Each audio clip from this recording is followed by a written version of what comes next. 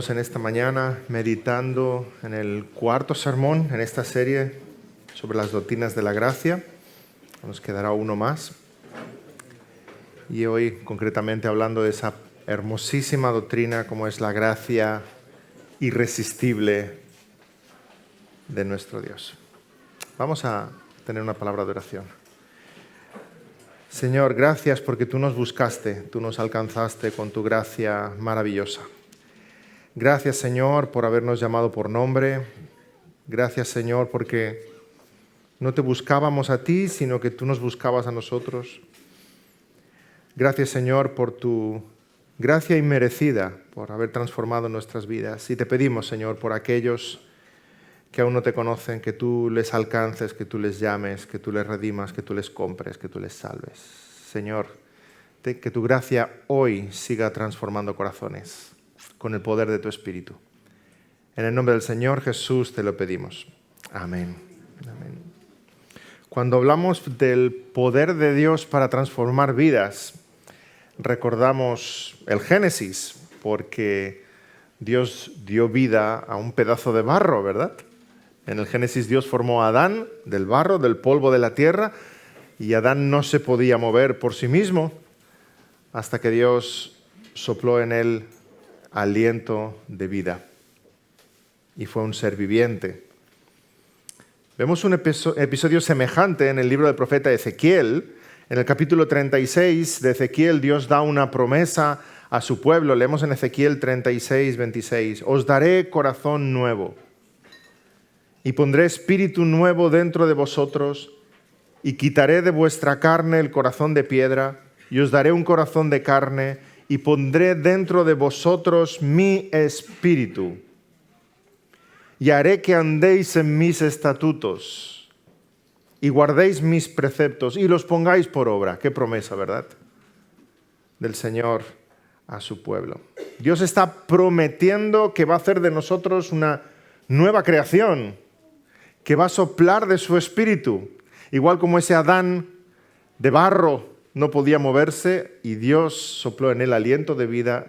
Hoy el Señor sopla en nosotros aliento de vida y nos da una nueva vida espiritual donde no estaba. Ahora bien, no solamente Dios promete esto a Ezequiel, sino que el capítulo siguiente Dios lo ilustra de una forma viva.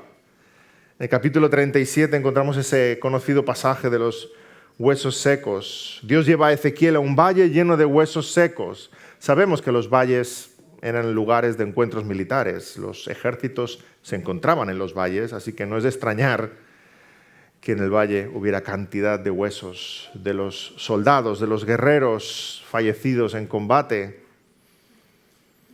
En los valles se libraban las batallas y aquí, en ese valle, Dios está a punto de hacer algo prodigioso. Dios hace pasear a Ezequiel en medio de esos huesos para que los vea de cerca. Y nos relata Ezequiel 37 que Ezequiel ve que en efecto están muy secos. Aquellos muertos no estaban muertos, estaban muy muertos, muertísimos.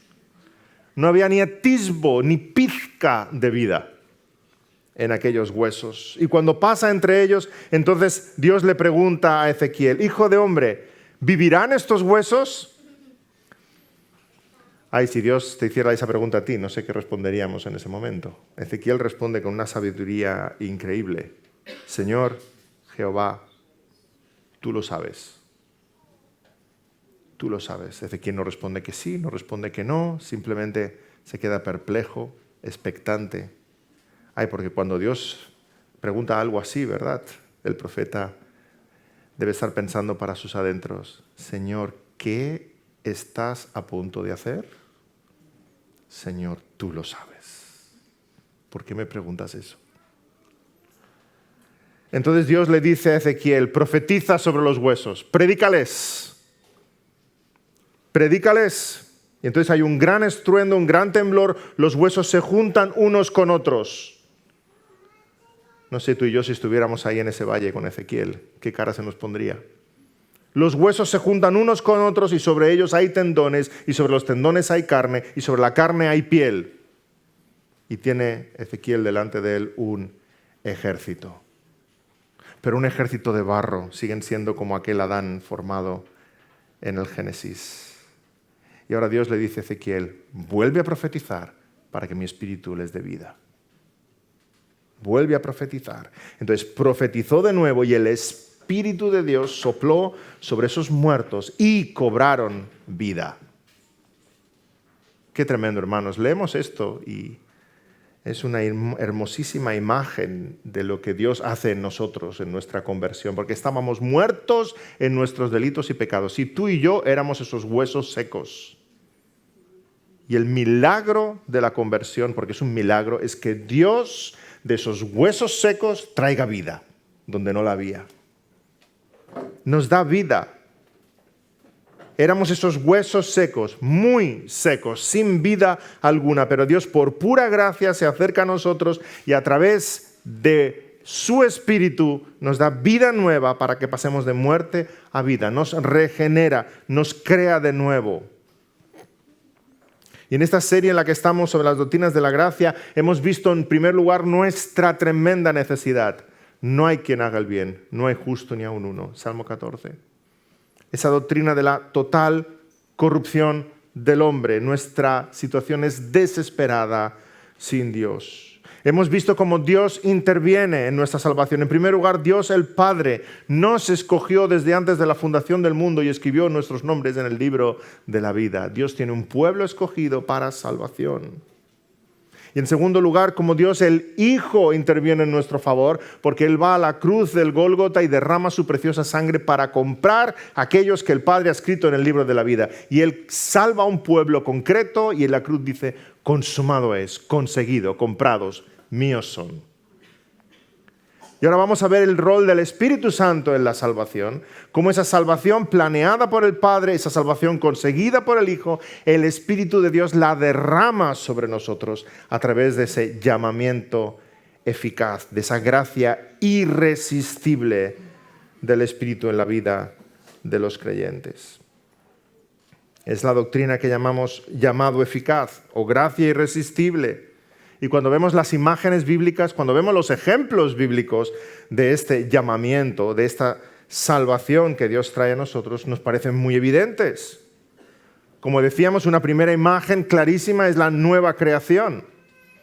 Así como en el Génesis Dios formó a Adán y crea también en nosotros una nueva naturaleza. Si alguno está en Cristo, nueva criatura es. Literalmente, nueva creación es.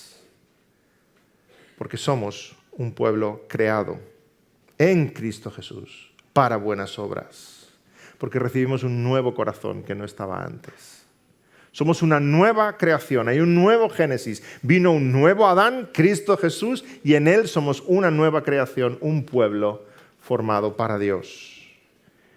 Esa es la primera gran imagen que vemos en las Escrituras, nueva creación. La segunda es la resurrección espiritual, porque estábamos muertos en nuestros delitos y pecados y Cristo Jesús nos dio vida. Pasamos de muerte a vida y en el bautismo, cada vez que lo celebramos, estamos representando eso. Hemos muerto al pecado y estamos vivos para Cristo Jesús y dejamos esa vida atrás. Pero hay una tercera imagen muy potente en las Escrituras, que es el nuevo nacimiento. Nacemos a una familia espiritual. Somos llamados hijos de Dios. Como dice Juan capítulo 1, no por voluntad de carne ni voluntad de varón, sino de Dios.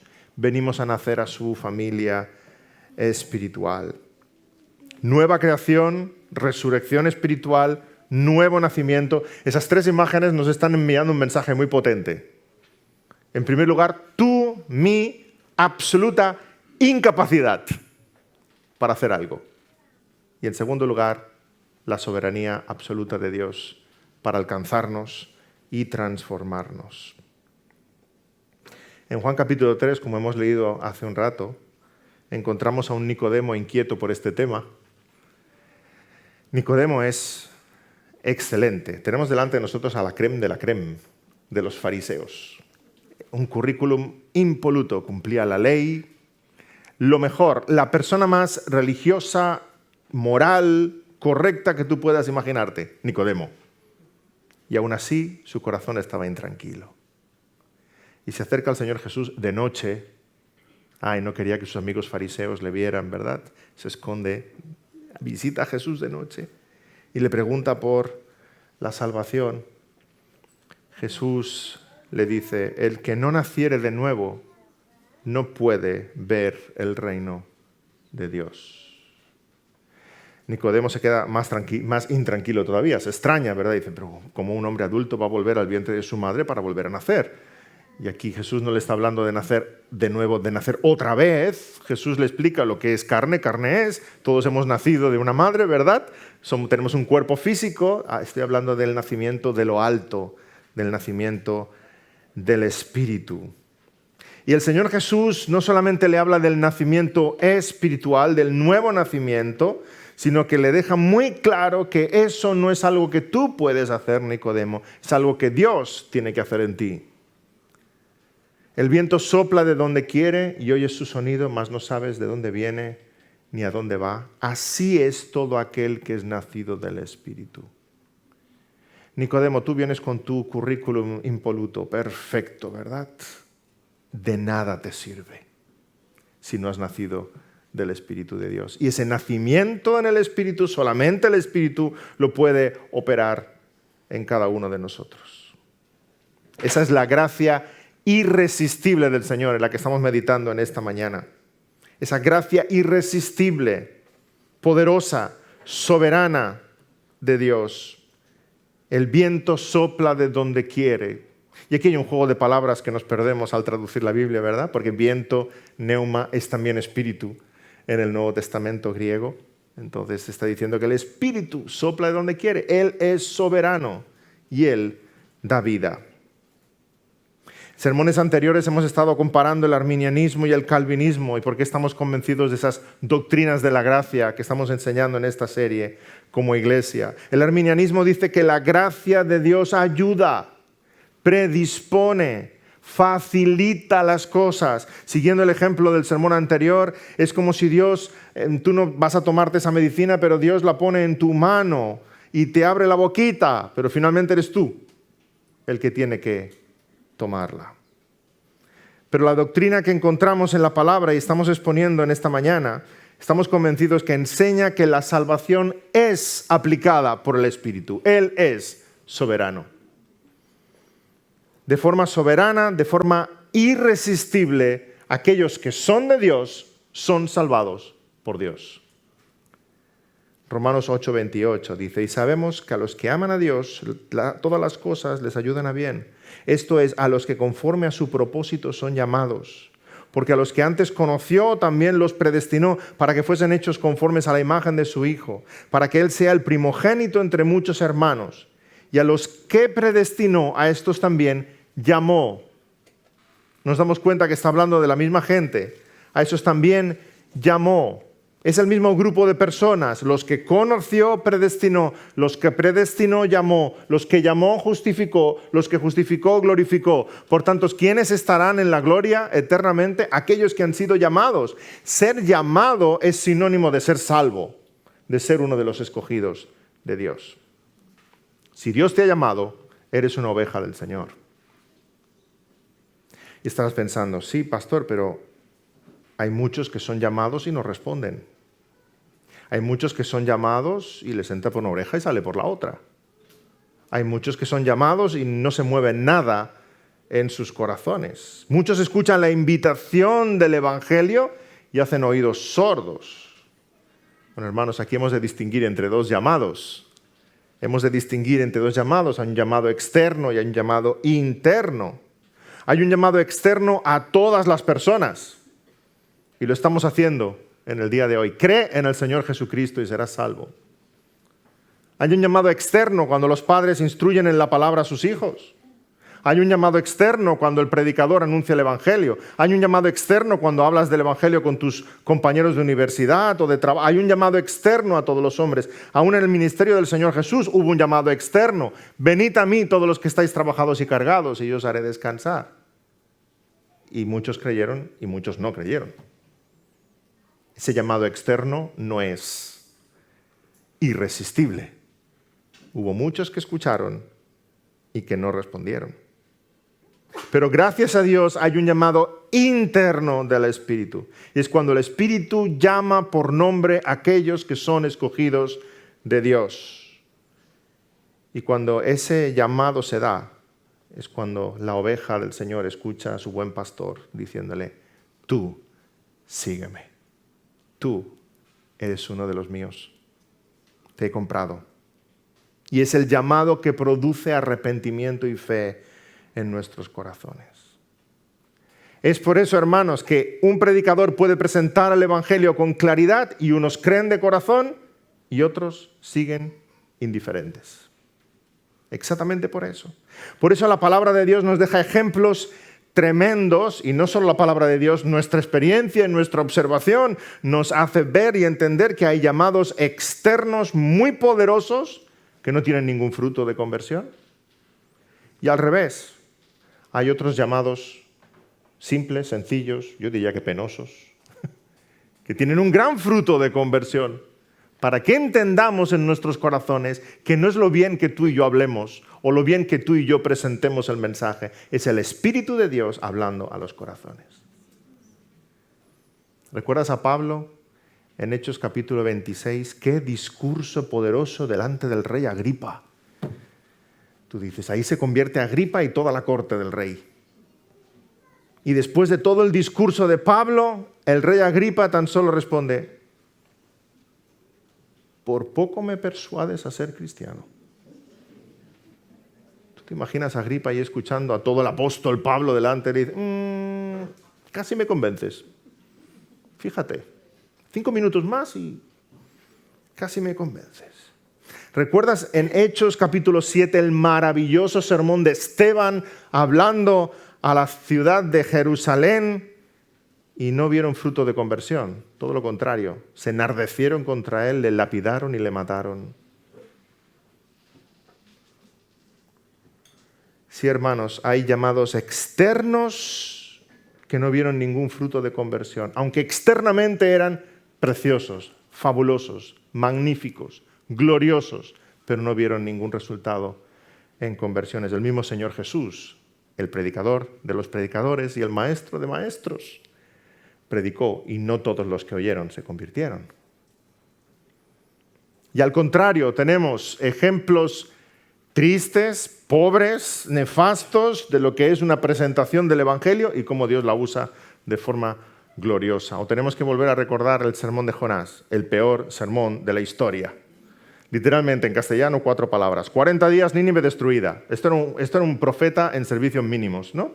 O sea, a ver, ¿qué es lo que me ha dicho el Señor? Que predique, pues voy a cumplir. Va, y dice que entra en la ciudad y dice, 40 días destruida, y se va. Y para su sorpresa, la ciudad entera clamando al cielo, rasgando sus vestiduras, echando cenizas sobre sus cabezas, proclamando ayuno, clamando al cielo. Más de 120.000 personas salvas, perdonadas por la misericordia de Dios. ¿Tiene eso una explicación humana? No.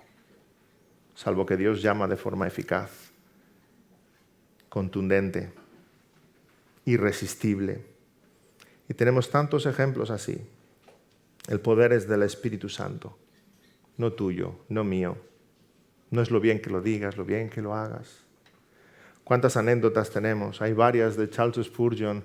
Se dice en una ocasión que antes de predicar el domingo, quería probar la acústica de un local porque lo estaban arreglando. Entonces entró entre semana, había varios operarios trabajando en el local. Subió a la tarima Spurgeon y tan solo dijo: la sangre del Señor Jesucristo te limpia de todo pecado. Y un pintor que estaba allá al fondo levantando la mano dice: se arrepintió de sus pecados y vino al frente. Se dice también que uno de sus sermones lo usó una madre para envolver el bocadillo de su hijo. Y que el niño, después de comerse el bocadillo, leyó el sermón. Y el Señor lo usó para su conversión. ¿Cuántas veces nos hemos encontrado en formas sencillas, yo diría pobres, y el Señor las ha usado poderosamente para darnos a entender que no es tu pericia ni tu esfuerzo, es el poder soberano de su Espíritu Santo? Hermanos, nosotros tenemos el privilegio de ser portadores, el privilegio de traer un mensaje. Para mí lo increíble no es tan solo que Dios quisiera salvar a Nínive, que ya lo es es que Dios quisiera salvar a Nínive usando a Jonás. Eso es increíble, ese trasto de profeta. Porque cuanto más viles son los instrumentos, más gloria para el Señor. Pablo, Esteban, Jonás son portadores de un mensaje de buenas nuevas. Llaman al arrepentimiento, pero no convierten a nadie. Es el Espíritu de Dios. Dios cambia corazones. El llamado externo llega a los oídos de los hombres, pero solo se produce arrepentimiento y fe cuando es el Espíritu de Dios que dice, tú eres mío, sígueme, sígueme. Así que hay dos llamados, hay uno exterior, público, hay uno interior, privado. Y ese llamado interior del Espíritu es absolutamente irresistible. Noé predicaba a las gentes mientras construía el arca para que escucharan el mensaje de arrepentimiento y se burlaban todos de él. No fue ese llamado público al que respondió la gente, fue el llamado particular de Dios. Noé, tú y tu familia entraron en el arca. Esos son los que se salvaron, 8 personas. Por eso dice la palabra, muchos son llamados y pocos escogidos. Hermanos, nada puede resistirse al llamado poderoso de Dios. El llamado del Espíritu es poderoso, sublime, infalible, soberano, irresistible. Como cuando el Señor dijo, sea la luz, y fue la luz, con el mismo poder, el Señor Jesús habla a Mateo y dice, Mateo, sígueme. Y a Pedro y a Andrés, sígueme. Con el mismo poder, el Señor se presenta delante de la tumba de Lázaro y dice, Lázaro, ven fuera. Lázaro, ven fuera. ¿Quién podrá resistirse a la voz de Dios? Si algo pudiera resistirse a la voz de Dios, Dios no sería Dios. Dios no sería el Todopoderoso. Dios no sería soberano. Si tú con tu voluntad pudieras resistirte a la voluntad de Dios, el soberano serías tú, no sería Dios. Porque Dios no lo podía todo, Dios lo podía casi todo. Podría con todo, menos contigo. Tú serías el soberano del universo. Y sin embargo, lo que vemos en la palabra es un Dios soberano, Rey, potente. Dios el Padre nos elige de forma soberana, Dios el Hijo nos redime de forma soberana y Dios el Espíritu nos llama de forma soberana. Y aquellos que el Espíritu llama son salvos. Por eso hablamos en teología de que la salvación es monergista. ¿Qué significa eso? Que depende de Dios. No hay una sinergia, no es una colaboración entre Dios y el hombre, es Dios el que salva. Nosotros somos un montón de huesos secos. Es Él el que nos alcanza, es Él el que nos llama, es Él el que nos transforma, es Él el que nos salva. ¿Cómo se levantaron los muertos cuando Ezequiel predicó? ¿Ayudaron esos huesos? En nada. ¿Cómo ha participado un bebé en su nacimiento? Entonces, ¿de qué manera participas tú en tu nuevo nacimiento? Es Él el que nos hace nacer. ¿Qué hizo Adán el día que fue creado? ¿Y nosotros, cuando Él nos hace nuevas criaturas, en qué participamos? La gloria es solamente del Señor, hermanos. Y la inercia del corazón humano siempre es atribuirse gloria. Somos ladrones de gloria cuando nos atribuimos algo que pertenece solamente al Señor. Soli Deo gloria. Solamente a Él toda la gloria. Ahí si pudieras hablar un momento con Lázaro, ¿qué te diría? ¿Qué te explicaría? A ver, Lázaro, explícame, ¿cómo fue la cosa? ¿Qué pasó en ese día? Explícame. Bueno, mira, pues yo estaba muerto y entonces un día me dije a mí mismo, pues ya está bien, ¿no? Ya está bien de estar aquí, esto no es vida. Aquí en una tumba todo el día. Pensé en darle a Jesús una oportunidad, porque Jesús estaba a la puerta llamando. Entonces me dije, voy a abrir los ojos, voy a mirar a la luz, voy a salir, voy a caminar, voy a ir, y acepté a Jesús en mi corazón y decidí seguirle y fui a Jesús. ¿Eso es lo que Lázaro te explicaría? Yo creo que más bien le dirías, Lázaro, explícame aquel día. Y Lázaro te diría, me llamó, Jesús me llamó. Y yo me levanté y fui a Él. Y yo no entendía nada, pero cuando fui a Él, entonces supe que me había llamado. Él me llamó y fueron abiertos mis ojos y mis oídos y mi corazón y pude andar. Él me llamó. Toda la gloria al Señor, hermanos. Y así es como nosotros explicamos nuestra conversión. ¿Qué hiciste tú? Él me llamó. Él me llamó y por su gracia y su misericordia soy salvo. Es su poder, es su gracia, es su bondad, es su misericordia. Es Él, es su sangre. Es Él, no yo. Lázaro estaba muerto, no podía oír, no podía ver, no podía pensar, no podía entender, no podía racionar. Llevaba 4 días muerto. Y la creencia de aquel tiempo es que a los 3 días el alma todavía estaba por allí. Era una creencia judía, ¿verdad? Pero 4 días estaba muy muerto, estaba requete muerto. Y Jesús se presenta allí. Marta y María debían pensar, podías haber venido un poquito antes, cuando todavía estaba enfermo. Jesús escucha la noticia de que está enfermo y a propósito se queda donde está para que Lázaro muera, porque quería que vieran el poder de Dios. Y cuando Jesús llega allí, Lázaro lleva 4 días muerto, está embalsamado, está envuelto en sudarios y en vendas, está metido dentro del sepulcro, está echada la piedra. Y ahí es cuando Dios nos hace ver su gran poder, cuando nuestra incapacidad es absoluta. Y entonces es cuando entendemos lo que significa la gracia. Porque mientras tú colabores, eso no es gracia. Si tú colaboras en tu salvación, es una salvación barata. Pero la gracia es cuando todo está en sus manos y en su poder. Estamos ante la imposibilidad absoluta. Y entonces Jesús llama a Lázaro. Y hermanos, eso no es solamente una invitación. Si fuera una invitación, sería una broma de mal gusto. Tú no vas a un entierro y le hablas al ataúd diciendo, levántate.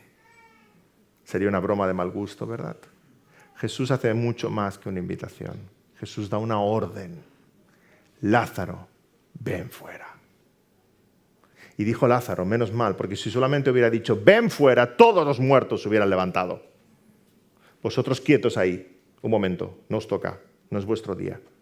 De momento hoy, solamente Lázaro. Lázaro, sal fuera. Y Lázaro se levantó.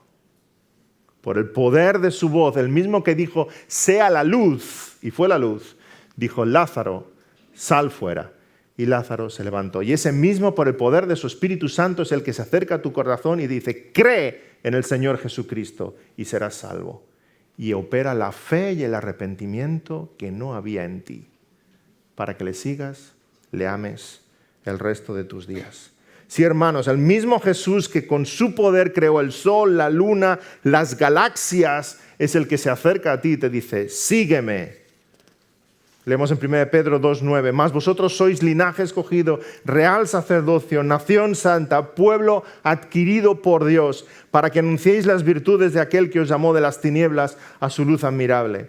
2 Corintios 4:6, porque Dios que mandó que de las tinieblas resplandeciese la luz, es el que resplandeció en vuestros corazones. Dios mira tu corazón oscuro y dice, sea la luz. Y obra una nueva vida en ti, para iluminación del conocimiento de la gloria de Dios en la faz de Jesucristo. Hermanos, este es el llamado irresistible de Dios que se acerca a nuestros corazones. Y tal vez estés pensando, sí, pero la gente se puede resistir, el pecador se puede resistir, aunque sea por un tiempo. De hecho, Esteban mismo en su discurso usa esta expresión en Hechos 7. Vosotros resististeis siempre al Espíritu Santo como vuestros padres, así también vosotros. Sí, hermanos, el pecador se resiste continuamente a las cosas de Dios. Resiste el mensaje del Evangelio, resiste la misión de la iglesia, resiste la obra del Espíritu, resiste y desprecia todo lo que sea santo, puro, que agrada al Señor. Entonces, ¿se puede uno resistir o no a la obra del Espíritu? Comenta R.C. Sproul sobre este punto. La gracia irresistible no es irresistible en el sentido de que los pecadores no puedan resistirse a ella. Aunque el pecador está muerto espiritualmente, en lo biológico continúa vivo. Como la Escritura revela, el pecador siempre resiste al Espíritu Santo. Estamos tan opuestos a la gracia de Dios que hacemos todo lo que está en nuestro poder para resistirla. Gracia irresistible significa que la resistencia del pecador a la gracia de la regeneración no puede frustrar el propósito del Espíritu Santo. La gracia de la regeneración es irresistible en el sentido de que es invencible. Dicho de otra manera, si Dios se ha propuesto salvarte, vas a ser salvo. Sí o sí. Ya puedes luchar y batallar con todas tus fuerzas. Tan solo estás perdiendo el tiempo. Dios vence. Su gracia es irresistible en tanto en cuanto es invencible. Y vas a ser suyo. Vas a ser vencido por Dios sí o sí. En aquel día toda rodilla se doblará y toda lengua confesará el nombre de Jesucristo. Así que vas a ser vencido hoy con su gracia o mañana con su ira, pero vas a ser vencido. Y te digo un secreto, vale la pena ser vencido hoy con su gracia. Pero tus rodillas se van a doblar delante de Él.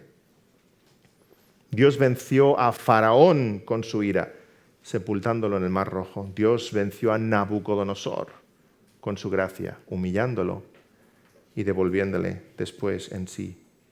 Dios venció a Sodoma siendo pasto de las llamas, vencida con la ira de Dios. Dios venció a Nínive con un mensaje de gracia y arrepentimiento y derramó su gracia sobre esa ciudad.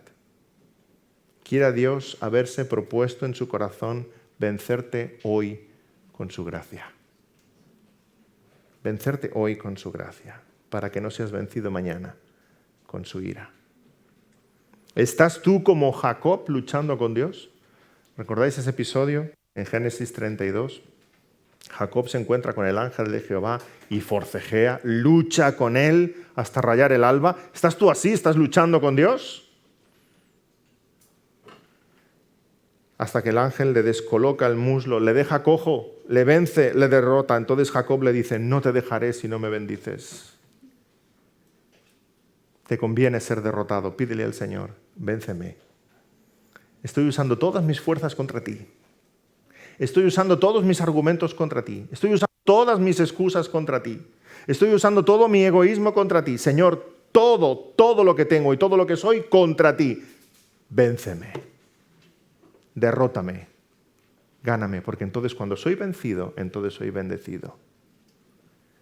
Como Jacob, todos luchamos con Dios, presentamos nuestros argumentos, nuestras excusas, nuestras filosofías, nuestras mentiras, luchamos con Dios en la noche queriendo vencerle, cuando en realidad lo que necesitas es ser derrotado por Él. Así contigo, Dios quiera que seas derrotado hoy con su gracia soberana. Hermanos, es la única forma de entender la doctrina de la salvación. ¿Por qué unos se salvan y otros no? En Hechos 16, Lidia está escuchando el mensaje de Pablo y nos dice la palabra que había otras personas allí junto al río, pero Lidia escucha el mensaje de Pablo y Dios abrió su corazón. Es la intervención de Dios. Cuando el Señor Jesús es crucificado, hay uno a su derecha y otro a su izquierda, los dos maleantes, malhechores, los dos condenados a muerte, los dos ven a Jesús, los dos hablan con Él, los dos escuchan lo mismo y uno está cerrado en su incredulidad. Bájate de la cruz y ayúdanos a nosotros. Y sin embargo el otro responde con fe. Acuérdate de mí cuando vengas en tu reino. ¿Por qué uno se arrepintió y el otro no? Bueno, porque en uno habría un corazón tierno y en el otro no. ¿Y por qué en uno había un corazón tierno y en el otro no? Bueno, porque uno reconoció sus pecados y el otro no. ¿Y por qué uno reconoció sus pecados y el otro no? Nos damos cuenta que al final la causa última, la última respuesta es porque Dios así lo quiso. O cuando oramos por los perdidos no decimos, Señor, abre su corazón. Señor, abre sus ojos. Señor, crea un corazón nuevo. Señor, trae arrepentimiento. Es un milagro de Dios en nuestros corazones. Su gracia es irresistible. Si Dios no te trajera al Señor Jesucristo, no te hubieras acercado al Señor Jesucristo. Jesús dice en Juan 6:44, nadie puede venir a mí si el Padre no le trajere. Nadie puede venir a mí si el Padre no le trajere. Tu vivencia es que tú caminas a Jesús. La realidad es que el Padre te está empujando a Jesús. Te está acercando a Él. Tú no vendrías a Cristo si Dios el Padre no te arrastrara hacia Cristo. El buen pastor pierde una oveja, deja las 99 y va a buscarla, va por la oveja perdida. Pero la oveja no va al pastor. Es el pastor el que va a la oveja. Al contrario, cuando un pastor alcanza la oveja y si la oveja está asustada o malherida, no es fácil cargar con ella. Yo, como pastor de ovejas, no tengo nada de experiencia. Pastor en la iglesia, sí, pero de ovejas. En una ocasión me encontré una que estaba malherida, paré el coche, bajé porque veía que iba coja, tenía una pata rota, ¿verdad? Y quería ayudarla. Y digo, ¿qué hago yo con este bicho ahora? ¿No? Y me miraba así como, ¿tú qué quieres? Creo que incluso le hice así como si fuera un gatito. Que solo quiero ayudarte, soy amigo, ¿verdad? Y ella se alejaba más, entonces con paso decidido quise acercarme y echó a correr, con 3 patas, pero echó a correr para dentro del bosque. Yo me la quedé mirando y dije, Señor, pero será tonta. No puede haber animal más tonto, no se deja ayudar. Tú imagínate esa parábola del buen pastor, deja las 99, va a buscar aquella que está malherida, perdida, está en un hoyo, está en medio de los zarzales, y el buen pastor llega allá y agarra a la oveja que está en medio de los zarzales, y la oveja aprieta a correr, pero más dentro de las zarzas, ¿verdad? Y el pastor tiene que meter los brazos, él mismo se corta, se magulla, saca a la oveja, y cuando quiere cargarla, la oveja está pataleando. Y al final consigue cargarla entre sí y echar a andar hacia el redil. Y eso es lo que Dios hace con nosotros, hermanos. Si Dios se ha propuesto alcanzarte con tu gracia, a pesar de ti, vas a ser salvo. Deja de resistirte, deja de patalear y déjate vencer por la gracia soberana de Dios. El buen pastor se ha propuesto rescatar esa oveja y su gracia irresistible la va a alcanzar y la va a vencer y la va a llevar al redil. Dios salva a quien se ha propuesto salvar. ¿No ves que no tiene sentido llevarle la contraria? Dile como Jacob en la noche, vénceme, bendíceme. Hay otro ejemplo poderoso de esta doctrina, la encontramos en Lucas 14, esa parábola de la gran cena. Un padre de familia que prepara una gran cena, invita a muchos, tiene una cena preparada, pero los invitados empiezan a poner excusas. Uno dice que ha comprado tierras, que tiene que ir a verlas. Por favor, ¿ves mañana? Otro dice que ha comprado unos bueyes, que tiene que probarlos. Como si tú dijeras, no puedo ir a cenar porque me he comprado un coche nuevo y tengo que ir a dar una vuelta. ¿Ves arar el campo mañana? Otro dice que se ha casado, que no puede dejar solo a su mujercita en casa. Pues ven a la cena con tu esposa, venir los dos. Al final ninguno viene. El convite, la fiesta, el banquete, la cena está preparada y los invitados no vienen. Entonces el hombre enojado envía a su siervo y le dice que haga entrar en casa a los pobres, los mancos, los ciegos, los tuertos y aquellos viajeros que están por el camino, que los alcance y que los traiga también, porque su casa va a estar llena y la cena se va a celebrar. Y usa una expresión poderosísima, Lucas 14, 23. El padre de familia envía a su siervo y le dice, ves y fuérzalos a entrar. ¡Wow! Fuérzalos a entrar para que se llene mi casa. Hermanos, qué poderosísima imagen del llamado irresistible del Espíritu Santo. Fuérzalos a entrar. Qué expresión tan poderosa. Y así sucede con nosotros, así sucede en la invitación de Dios. Las gentes son invitadas, pero todos empiezan a presentar sus ridículas excusas. Que no tengo tiempo, que soy muy joven, que soy muy mayor, que si mi coche, que si mi familia, que si mi casa, que si mis estudios, que si mis hobbies, que si... Ridículas excusas. Y la invitación general de Dios, ese llamado general de Dios, no encuentra respuesta. Gracias a Dios que hay un segundo llamado, irresistible, eficaz, particular, por nombre, de forma soberana, Dios llama de otra forma. Su Espíritu Santo llama de forma irresistible y trae al Señor. Somos forzados a entrar y sentados en el banquete de nuestro Padre Celestial. Gloria a Dios por ello. Gloria a Dios por ello. Hace años, hablando con un joven sobre estas doctrinas, él me decía, no lo puedo creer. Yo no creo en la doctrina de la predestinación, ni la elección, ni... No puedo imaginarme que Dios meta gente en el cielo a rastras, pataleando, que no quiera entrar. Y yo pensé, yo tampoco. ¿Tú te imaginas así el hall del cielo? No quiero. ¿Y los ángeles arrastrando gente dentro? No. El hall del infierno sí. Ese sí me lo imagino así. Pero el hall del cielo no. Yo me imagino lleno de gente feliz, deseosa, gozosa de entrar. Decía este joven, no me lo puedo imaginar. Yo tampoco. La cuestión es que nuestra salvación es obra de Dios, pero en ningún momento nos sentimos forzados a entrar.